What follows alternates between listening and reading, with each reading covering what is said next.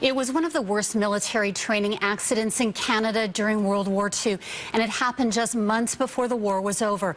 A plane crashing into a mountainside in the Fraser Valley and killing everyone on board. Now, 70 years later, a memorial for the airmen who lost their lives.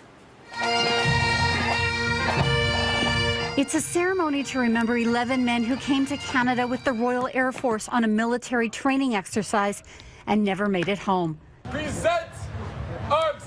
Now a monument with each of their names, and below them an engine from the wreckage itself. They went out on what should have been a normal training run, and they didn't make it. They hit the mountain about 100 feet from the summit. It took 16 days to find the aircraft near the summit of Mount Welch, then days more to reach the burial site marked with a simple wooden cross. They were lost, and when they hit, it just left this massive crater, and 70 years later, it looks just the same as it did.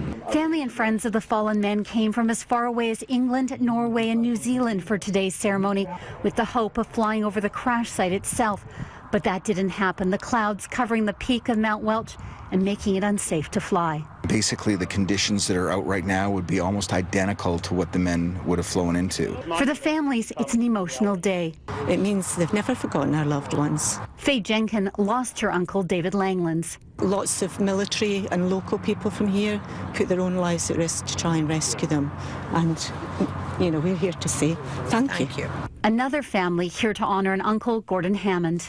It certainly points to the tragedy of war, that you can die whilst training in such a beautiful place. The monument also pays tribute to the 55,000 military personnel who died while flying bombers in World War II.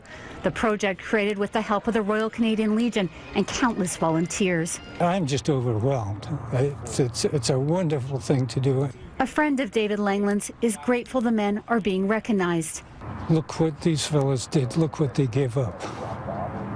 Look what Canada is.